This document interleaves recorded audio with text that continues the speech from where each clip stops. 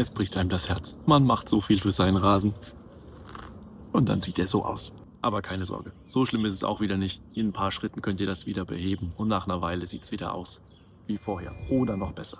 Ich zeige euch in dem Video, wie es funktioniert. Ein Schritt nach dem anderen.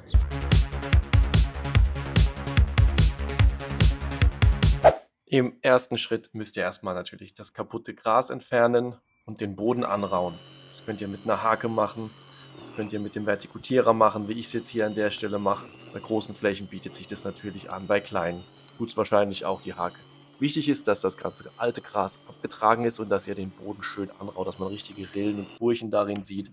Der Schritt hier ist mehr oder weniger optional. Bei mir ist es so, dass der Boden hier an der Stelle sehr, sehr schlecht ist. Deswegen habe ich hier mit Spikes einmal noch den Boden erifiziert. Das heißt, ich habe kleine Löcher in den Boden gemacht mit Vollspoons. Liegt aber daran, dass ich im Moment kein Gerät mit Hohlspoons habe.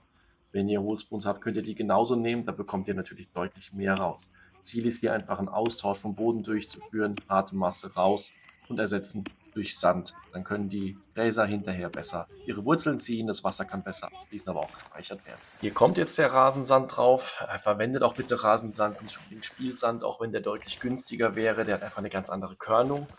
Der Quarzsand hier, der ist einfach grobkörniger, hilft hinterher den Wurzeln auch, sich besser da durchzuarbeiten. Der wird einfach draufgeschmissen und anschließend habe ich so ein bisschen mit dem Besen in die Löcher reingebürstet.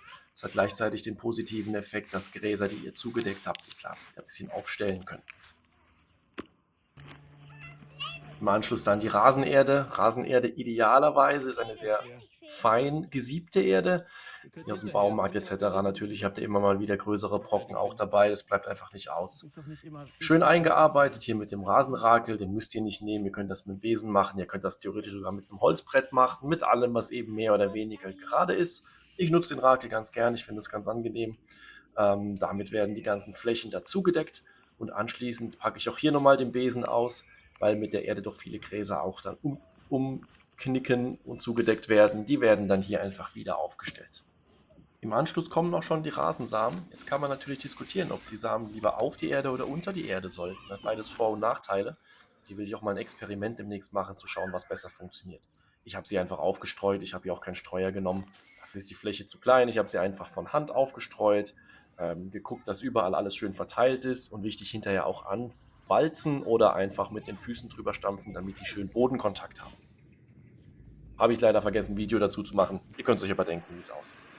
Der letzte Schritt, ganz offensichtlich, ihr müsst die Fläche jetzt nass halten, also einmal intensiv wässern und dann täglich, je nach Temperatur natürlich auch, mehrfach bewässern.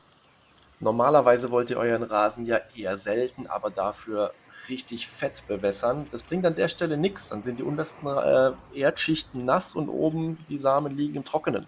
Das heißt, hier wirklich gerne 3-4 Mal am Tag ein bisschen bewässern, damit die Keime schön feucht bleiben. Ich blende euch übrigens noch ein Bild ein, wie das Ganze nach 2 Wochen ausgesehen hat.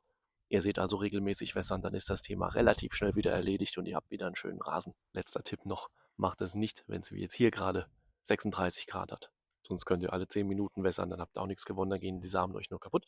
Ansonsten hoffe ich, das Video war hilfreich. Wenn ihr mehr solche Sachen sehen wollt, bleibt gerne da, abonniert den Kanal. Dann sehen wir uns beim nächsten Mal.